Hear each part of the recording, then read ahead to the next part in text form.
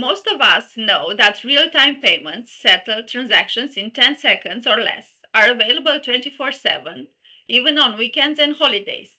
But real-time payments require real-time monitoring and real-time updating of sanction screening lists across the globe. How does this happen? To shed light on this topic, we invited Adam McLaughlin, anti-money laundering subject matter expert at NICE Actimize, to analyze real-time payments from a sanctions perspective and cover the technology aspects. His interview is part of the paper's Real-Time Payments Fraud series, a collection of articles and interviews focused on this crucial area. Hello everyone, I'm Mirela Ciobanu, lead editor with the papers, and I'm delighted to have Adam with us today. Welcome, Adam. Thank you for having me. Yeah, so Adam is the global head of anti-money laundering strategy and marketing and the anti-money laundering subject matter expert at NICE Actimize. He has several years of operational experience in identifying and mitigating financial crime risks. And most interestingly is the fact that Adam was also a police detective in the UK for 10 years, managing a financial crime investigation team in the City of London. In the City of London Police. And what I love most about Adam is the fact that, I follow him on LinkedIn, and he constantly posts updates on compliance, financial crime technologies, and all this. So, Adam, again, happy to have you here with us. You have such an impressive professional background. Could you please share with us how have you migrated from being a police detective to becoming an anti-money laundering expert with NICE Actimize? And maybe share some valuable lessons you have learned throughout your career as a financial crime expert. What a great question to start with, but thank you for the kind words as well. So as you say, I was 10 years in law enforcement in the UK, and I've been in this space, financial crime, if you want to call it, for 19 years. So I've been in this space a long time. And, I think, how did I do the transition? Well, it's actually quite easy because, the latter part of my career, I focused very much on the financial crime aspects, the organised crime groups, the fraud and money laundering, and actually transitioning from that into the financial sector, into the banking sector, what wasn't as big a leap as maybe others, maybe in policing, who have done other types of roles have. So that was actually a fairly easy transition. And moving from the banking to the software sector, again, wasn't a huge leap because, again, I was using a lot of software in the banks. That was probably quite an easy transition as well because I was using the software anyway in the bank. So it wasn't completely alien to me. In terms of a learning point is like, look, I think financial crime is extensive, and I just don't think people realise how near to the surface of the legal economy that financial crime actually is. It's everywhere, and people don't realise that, and it is embedded in societies globally, and it is a scourge. It is a virus that won't go away, and we keep winning these battles, but the war is far from over. And my first thing is we have to work together. Like that is absolutely critical, right? We have to work together as an industry, private sector, public sector, vendors, regulators. There has to be collaboration because the criminals collaborate. If we don't collaborate and we work in isolation, we're just doing things piecemeal. And the other thing is really that in order to, the ultimate end goal of what we do here is to identify the criminals, to prosecute the criminals using legal frameworks and the courts and juries and put people in prison. But ultimately, what really hurts the criminals isn't going to prison for 5 years, because if they were head of an OCG and they go to prison for 5 years, maybe 10 years, they're coming out with potentially masses of wealth. It's taking that wealth away. It's that asset recovery, a bit like the FATA president is now mentioning now, that asset recovery is quite key to all of this. You take away their wealth, you take away what they've earned from crime, that has a bigger impact on the criminals than going to prison. So I think we need to work collectively as an industry to identify the criminals, identify the wealth they've created, and use the entire legal frameworks globally to actually tackle that. And one thing, a real sort of key thing that I got in law enforcement, I will shut up after that, is if it's not written down, it hasn't happened. And that was one thing I took with me. And what I mean by that is anything you do in compliance, whether it's investigations, whether it's policies, whether it's procedures, like make sure it is written down, because evidence has to be written. It can't be hearsay evidence. So if you find something, if you identify something, if you have an opinion or you have a thought, write it down, because if you go to court and you're sitting in a box and the judge goes, where is this evidence, and you haven't written something down, arguably it hasn't happened. So, record, log, and be transparent in what you're doing. Wow, so fascinating. And now, in a way, here we are recording advice for financial crime fighters. Yeah. Now, returning to real-time payments and sanction screening, I'm curious to know what could be the challenges that real-time payments introduced to sanction screening in comparison with what we used to have in traditional types of payments, traditional payment system. One word with that one, real time. It sounds obvious, but the fact is, I think you mentioned it in your introduction, is real-time payments, especially around what they're doing in Europe and the SEPA thing, is the speed at which they're being processed, right? The legislation that's come in Europe is that the payment has to be processed in 10 seconds. Right? That is a crazily fast processing time for a payment, okay, from beneficiary to originator to beneficiary.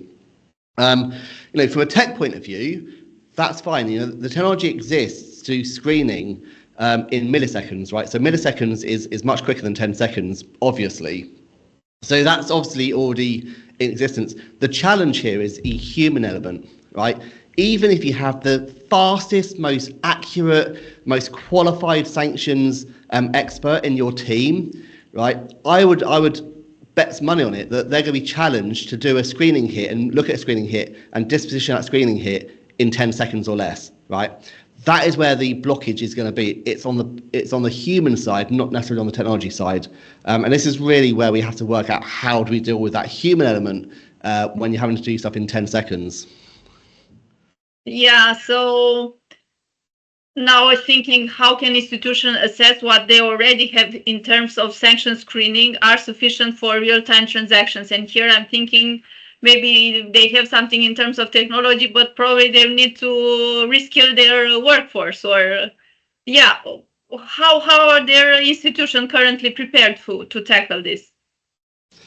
Good question. Well, so look, this legislation has been in the works for a while, and obviously it came into force in April 2014, didn't it? It's not, that no one has to do anything with it until next year, but it came into force in April this year. So everyone's fully aware of it. And in order to deal with this, you have to have a strong compliance program. Like, that is absolute essential, right? A strong compliance program and a strong technology program. And obviously technology is split into two, or sanctions or screening generally is split into two areas. It's split into customer screening. It's also split into payment screening.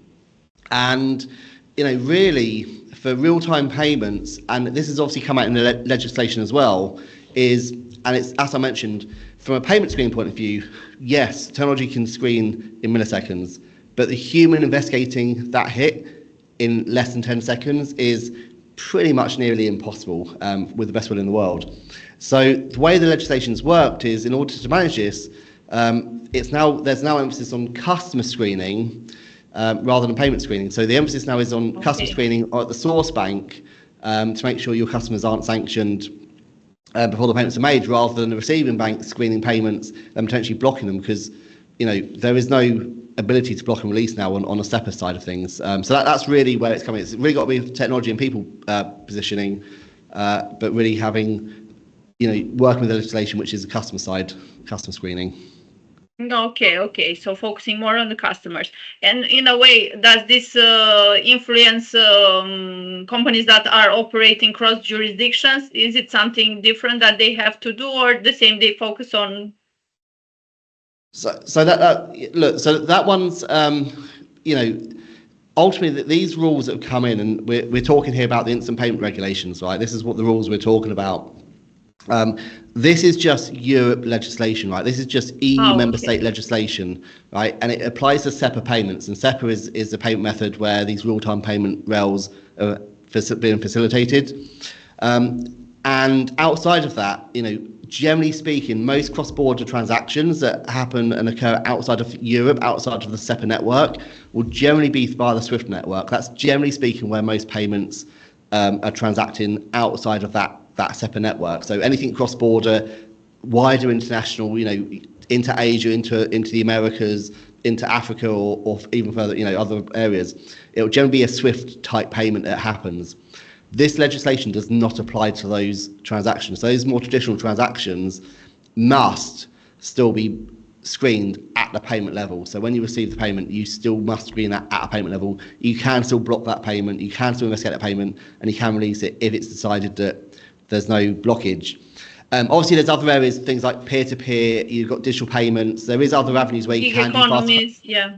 Exactly. So there are other generally digital payment methods where you can do instant payments or faster payments internationally. There's various apps and networks that you can connect to sort of move payments outside of that traditional banking system. But again, the legislation that's coming in Europe doesn't apply to those. And often what you have in legislation, written into legislation, is the equivalence test. Okay, that's generally what's written into legislation. And what that means is, is the jurisdiction to where the money's coming from or going to, do they have an equivalence in terms of their legislative framework and their regulatory framework? Okay, and what I mean by that is Europe, generally speaking, has set such a high threshold in terms of the regulatory landscape. There's a lot of stringent requirements on financial institutions and the regulated sector, from a KYC point of view, from a monitoring perspective, from an audit perspective. We are probably one of the strictest regimes sort of globally in terms of what we expect of our regulated sector. That can't be said for the other parts of the world, right? Other parts of the world, some of the regimes and the regulatory frameworks are a lot weaker. It's a lot more lax, and arguably there's almost potentially even a lot more corruption in certain parts of the world where even if there's regulations in place, it probably doesn't mean much. So that's what the equivalent. And this is what the equivalence test means. Like if you're a European organisation, you're receiving money from a country where the regulatory framework is quite weak. It's a FATF grey listed organisation, so it's a high risk country rather. It's a FATF grey listed country, it's a high risk country. Obviously, they're not equivalent, right? So you wouldn't say, let's that payment go through. We trust that they've done their KYC checks. Exactly. You're not going to, they've done their checks. It's all in order. We're fine with it. You're not going to do that. So you would carry on doing what you do today.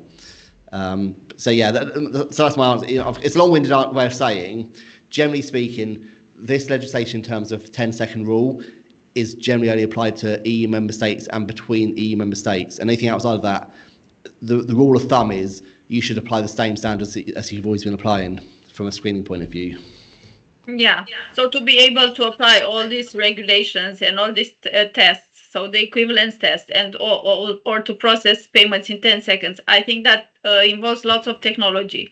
So what can banks, payment service providers tap into in terms of technology to deal with the challenges brought by real-time payments in sanction screening area? No, absolutely. So from a technology point of view, again, it's interesting. And this is technology. This is not new technology. It's been around for a while now. It's proven technology. This side of things. But if you look at the legislation around the instant payments, they want organisations to do screening and look at the delta screening of their customer base at least once a day. But also beyond that, they're saying if there's an update on the list, the customer profile or the customer list has to be screened immediately after the list update. Okay, so if there's 3 list updates a day, the legislation says that immediately after those list updates, you have to screen your customer base to make sure that there's no delta changes in the list versus your customer. So that means 3 times in that day you've got to screen your customers. Moving to that, and then what does that mean for technology? It means that your technology has to be able to continually monitor the lists or connect to the lists, and if there is a change, understand that list change, bring that list change into your system and screen your customer database with that change to make sure there's no customers now under a watch list identification. So that's a critically important step is having that real-time ability to identify a list change, bring it into your system, and then screen your database on a delta perspective to make sure you're not breaching sanctions. That's obviously has to be done quickly because of the immediacy test that they talk about, and then also it's also about being accurate, right? Because talk about this whole reliance thing and equivalence test, right? But this reliance test is right now the legislation says that, you as a receiving bank, okay, so me as a receiving bank of this payment have to have relied that you as a sender bank have done your checks properly, okay? Because that's what the law says. So the sender bank has to have checked their customer database and make sure there's no one who's sanctioned on their customer database before the customer makes the transaction, ultimately, is what the new law says. So me as a receiving bank, because I'm not doing any payment screening anymore on this customer, I've got to hope the sender bank's done their checks properly. So not only is it about having a real-time update on your list, but it's also making sure that you've got the right screening technology to be able to accurately screen your customers. Because if you've got your fuzzy logics wrong or your analytics are wrong in terms of how you're screening your customer, right, ultimately, if you've missed a sanctions hit customer and you allow that payment to go through, miss a receiving bank, technically, and how that would work in reality because the reliance is now on the sender bank, technically, I've now breached sanctions because I've received a payment that is ultimately from a sanctioned party that's come into my organisation because the sender bank hasn't done their checks properly. So there is now an element where the sender bank or actually every bank who's sending payments in the real-time network have to have the right fuzzy logic, the right technology, potentially even AI like predictive analytics and technology to stress false positives. They have to have the right technology in place to make sure that not only are they getting this data properly, but they're actually screening the names accurately and they're actually positively identifying any entities who are on watch lists. But here do you also have something like a trust test, since everything is turned into mathematics here regarding these banks. And also I'm curious regarding the sender bank, if they don't do proper sanction screening, in case of, I don't know, liabilities, can they be being held responsible? How does it work here? Yeah, no, that's a really good question, and I think honestly, I'm not sure how it's obviously this legislation hasn't come in yet, right? It's in terms of actually enforcing it, right? It doesn't come in. I think if I'm correct in saying on the 9th of January, so not that far away, just under a month away, on the 9th of January in 2025, organisations must be able to receive instant payments, okay? So they have to have the gateways open to receive instant payments. So from that date onwards, everyone has to be doing customer screening in line with the legislation. And then I think it's October the 9th, so about 6 months later, maybe a bit more, that PSPs have to be able to send real-time transactions within 10 seconds every single day of the year, okay? So in terms of enforcement and who breaches what, obviously that isn't tested yet. However, there are some loopholes here, however, look, and this is just my personal opinion, I think it'd be very unfair for a regulatory authority to penalise a receiving bank when they've been told not to do payment screening on the payment because the reliance test is on the sender bank for receiving a sanctioned payment. I think that'd be extremely unfair. Whether that happens or not, who knows? But I think because of that reliance test and the way the legislation is now, I think ultimately that fault would then lie with the sender bank having a sanctioned party on their books. But I think time will tell. Look, it's too early to tell how that will work. But yeah, technically the receiving bank's breached the law, they've breached sanctions. But I can't see how they could get prosecuted if they've been told not to screen payments. And now to work the journalist behind my role, I'm curious because I'm following you and you go to lots of conferences. So this means that you are exposed to lots of information, input from the market, from what's actually happening. And I'm curious to know, actually, are financial institutions ready to embrace these real-time payments and all the ecosystem that is created around them? Those that are prepared, how hard is was it hard for them or? Yeah, no, again, another good question. So I think they have to be, like, that's the bottom line. They have to be ready, right? It comes in on the 9th of Jan. This was for the last question. The answer. For me, sort of, if I'm still in front of a regulator, yes, I'm ready, right? I have got to be. Oh, I see. I've got to be ready. In reality, look, nothing is really different here to what they already do. In reality, right? So in reality, everyone's going to have a sanctions program. Everyone's going to be having a sanctions technology that is in place to screen for sanctions, right? However, what is different is most organisations maybe don't look at the watch lists multiple times a day. Most people probably don't screen three, 4 times a day. So those things will likely change in many organisations. Most organisations probably don't grab list data 3-4 times a day either. So, most of them might just look at the list data once a day, or might just screen once a day, or maybe screen every 2 or 3 days. So that'll be a change where they have to update their policies to do that change. The other change is really putting into your policies around, and it does feel uncomfortable to me, like just even saying this feels uncomfortable, because it just feels like I've got a risk exposure then.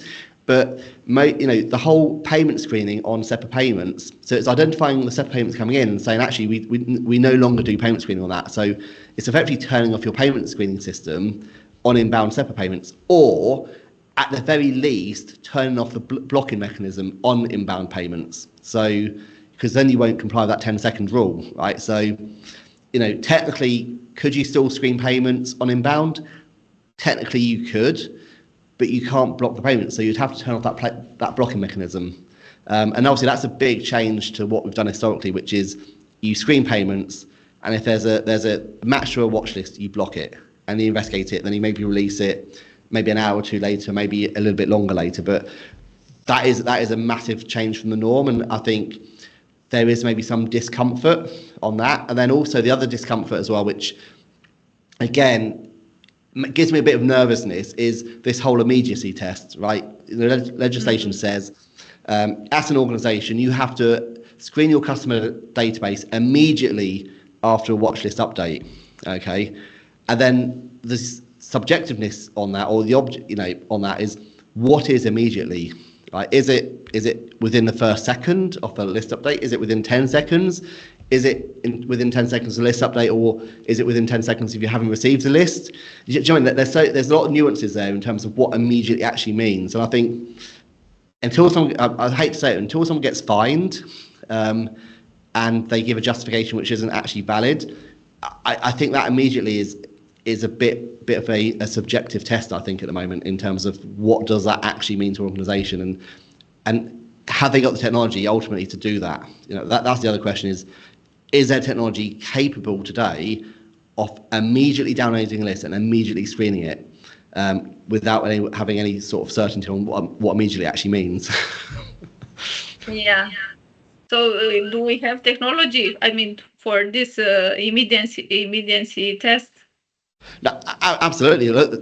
For all this stuff, the technology is there, and I do think it would have been a miss of the regulators and legislators to put this regulation in place if there was no technology available. If you ask people to do something and you physically can't do it because the technology doesn't exist, or your people can't do it, that would be a crazy situation to be in. Like, you've got to do this, you physically can't do it, but you still got to do it anyway. Like that. So I suspect they probably worked out what is technically possible before they put this legislation in. But no, absolutely, the technology does exist. It is there, and the technology can do it. It's just whether the organisations actually have the technology in-house, how old that technology is, or whether they actually can physically do this today.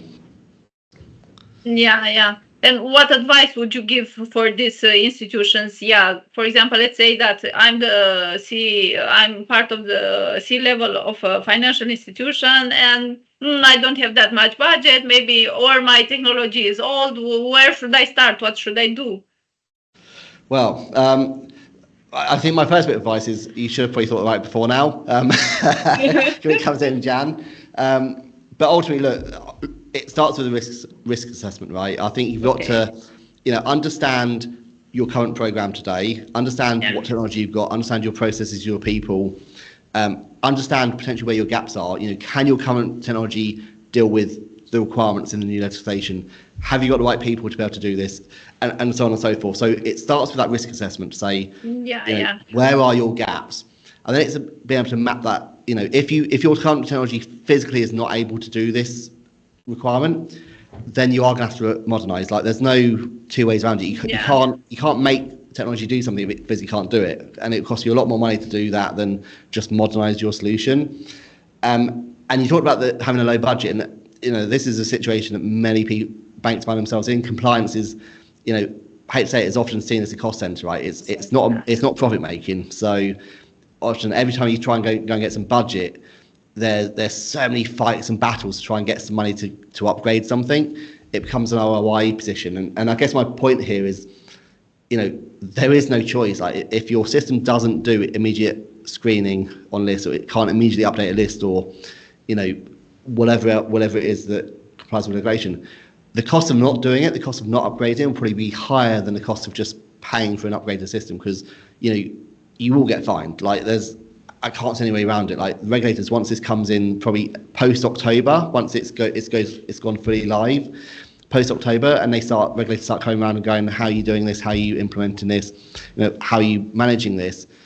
If you're not doing immediate list updates, or your systems are only updating the list every 3 days and screening every 4 days, like, that doesn't apply the law. Like, that's a complete breach. So I think, that's, I guess where I'm going is it starts with risk assessment. Where are your gaps? Then it's like, where are your gaps? Can your existing technology, people, or process fill that gap today? And if it can't, I would argue you've probably got no choice but to then look outside or look at building something to actually just enhance that gap before the deadlines. Because otherwise, I think the cost of not doing it would likely end up in a fine. I think it's going to be interesting the next probably 18 months to 2 years to see how this plays out, because I do think, I could be wrong, but I do think we might start seeing things like some fines coming in where banks just haven't progressed quick enough. They haven't complied within the deadlines, and they've got a process where they're still blocking payments, or maybe they're still using an old update system. They're not updating the list properly, or they're not matching properly, and maybe sort of sanctions hits or sanctioned parties have been let through the system and making payments. So I do think the next 2 years is going to be really interesting to see that landscape and how the regulators react to it. Yeah. And now more like a spicy question, since we mentioned updating lists and there have been many elections this year.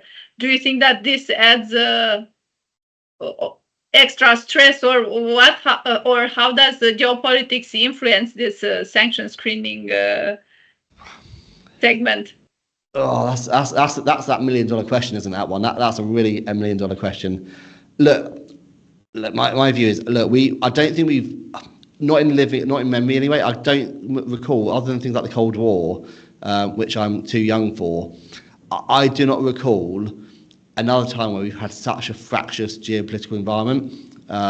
You look around the world, you look at where there's fracture points, and it wouldn't take a lot to turn it into some bigger conflict than it is now. That's besides all the conflicts that are already happening today, right? So I think we are living in a very fractious world, and I think there are geopolitically there is some very strong characters around the world as well.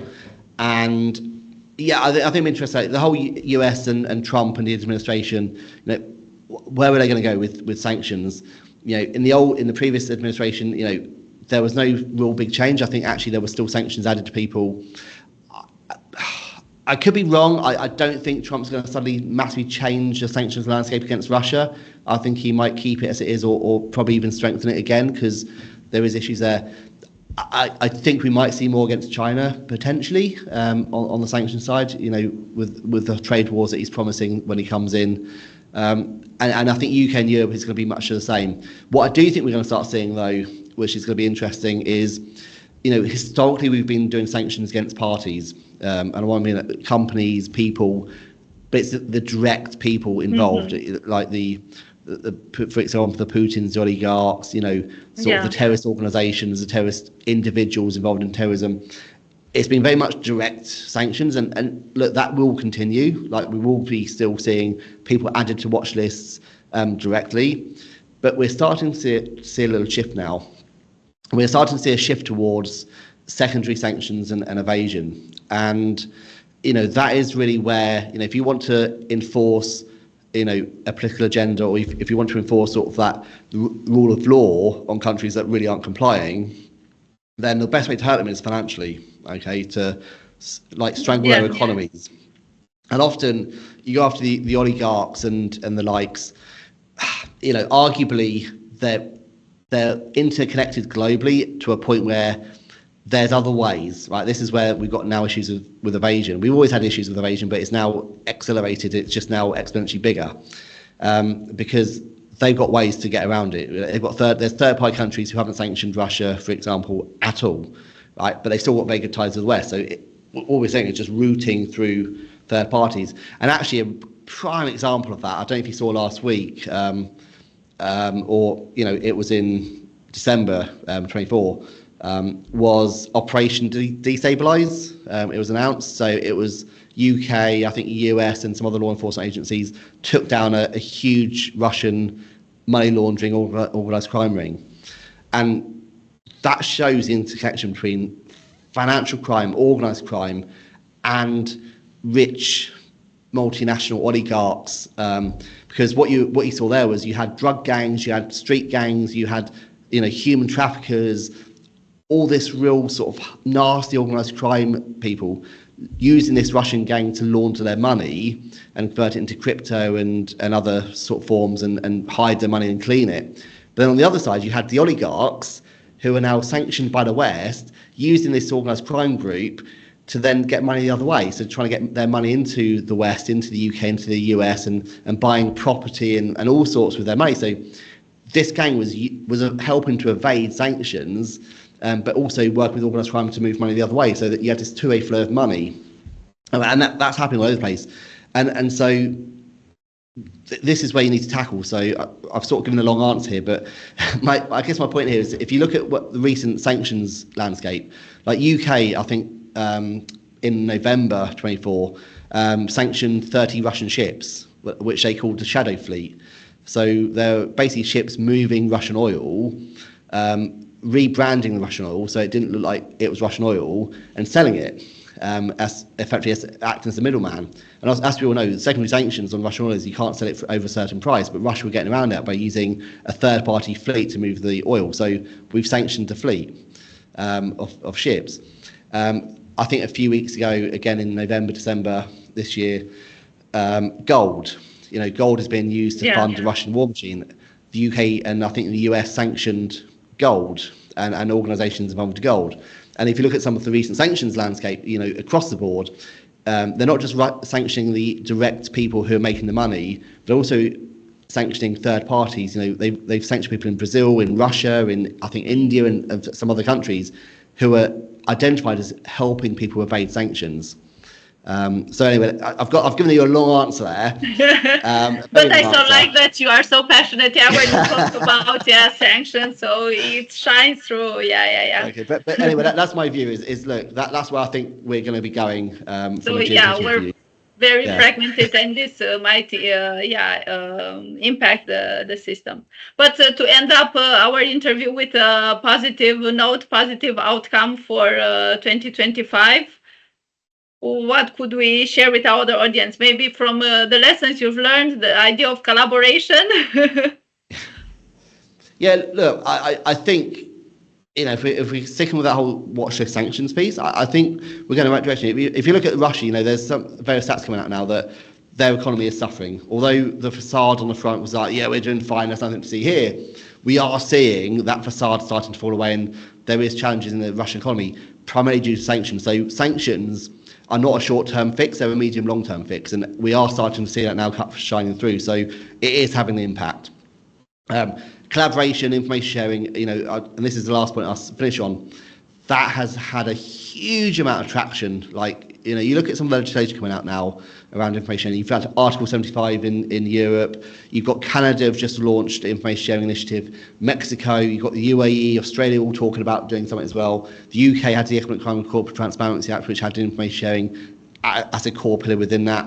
So I think information sharing is coming to, and I think that's what we're going to see in 2025 is not just the legislation now, but the actual use of that legislation to start sharing, and that will positively impact the sanctions landscape as well. So. Yeah, it's great to see that there is a lot of work being done on the good guys' side to fight the bad out there. So thank you, Adam, for today's interview. I learned a lot, and as usual, I feel inspired by your energy and your passion for fighting financial crime. I look forward for our future interview. No, I look forward to it too, and thank you. I've enjoyed it. Thank you.